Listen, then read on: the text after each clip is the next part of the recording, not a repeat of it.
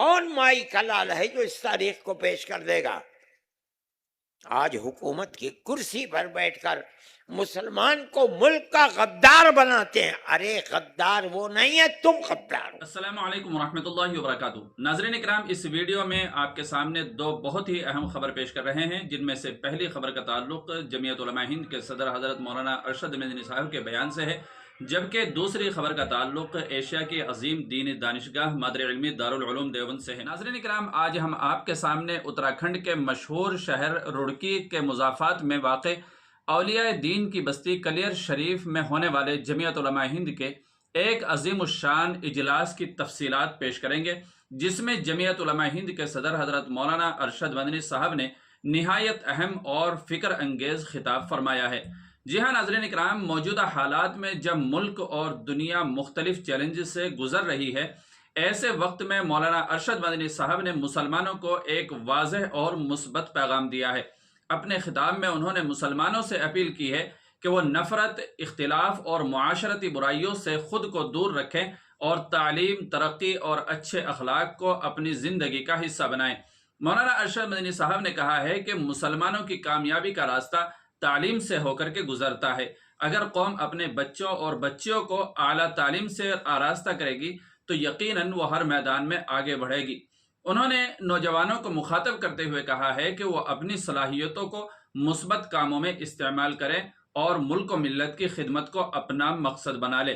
انہوں نے اس بات پر بھی زور دیا ہے کہ معاشرے میں پھیلتی ہوئی نفرت اور تقسیم کے ماحول سے متاثر ہونے کے بجائے مسلمانوں کو صبر، برداشت اور حکمت کے ساتھ زندگی گزارنی چاہیے. اسلام محبت، امن اور بھائی چارے کا مذہب ہے، اس لیے مسلمان اپنے کردار اور اخلاق سے اسلام کا بہترین تعارف پیش کریں. ناظرین کرام، آپ کو بتائیں کہ مولانا ارشد مدنی صاحب نے اپنے خطاب میں نشے کی لعنت کا خصوصیت کے ساتھ میں ذکر کیا ہے.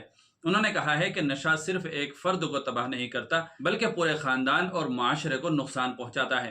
انہوں نے نوجوان نسل کو خبردار کیا کہ وہ ہر قسم کے نشے سے دور رہیں اور اپنی زندگی کو علم، محنت اور عبادت کے ذریعے سے سنواریں.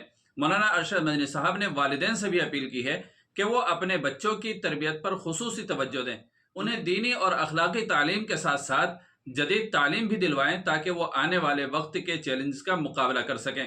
انہوں نے کہا ہے کہ مسلمانوں کو شکایتوں اور مایوسیوں میں وقت ضائع کرنے کے بجائے عملی میدان میں آگے بڑھنا چاہیے. تجارت، تعلیم، صنعت، روزگار اور سماجی خدمات کے شعبوں میں نمایاں کردار ادا کرنا وقت کی اہم ضرورت ہے.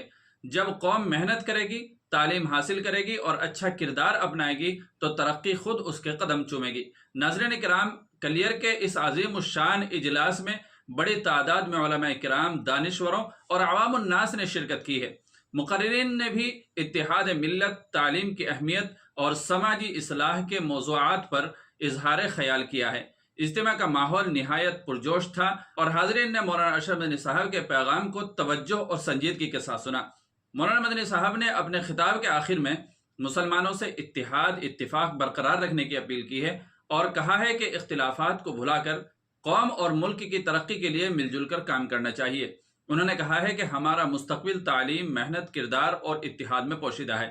ناظرین کرام، کلیر شریف کے اجلاس سے یہ پیغام سامنے آیا ہے کہ مسلمان اگر تعلیم کو اپنا ہتھیار بنائیں، نشے اور دیگر برائیوں سے دور رہیں اور محبت و بھائی چارے کو فروغ دیں تو وہ نہ صرف اپنی بلکہ پورے معاشرے کی ترقی میں اہم کردار ادا کر سکتے ہیں. آپ مولانا ارشد مدنی صاحب کے اس پیغام کے بارے میں کیا رائے رکھتے ہیں؟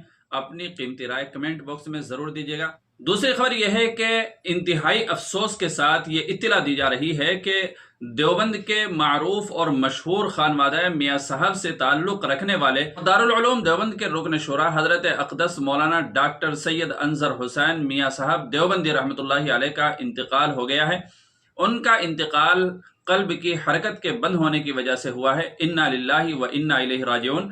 ان کے انتقال کی خبر سے علمی، ادبی، سماجی اور ملی حلقوں میں غم کی لہر دوڑ گئی ہے. اللہ تبارک و تعالی حضرت کی کامل مغفرت فرمائے، درجات بلند فرمائے، جنت الفردوس میں اعلیٰ مقام عطا فرمائے، سیئات کو حسنات سے مبدل فرمائے، پسماندگان اور متعلقین اور متوسلین کو صبر جمیل کی توفیق عطا فرمائے، آمین. آپ حضرات سے بھی خصوصی دعاؤں کی درخواست ہے. ویڈیو پسند آئے تو لائک کریں، شیئر کریں اور چینل کو سبسکرائب کرنا نہ بھولے گا.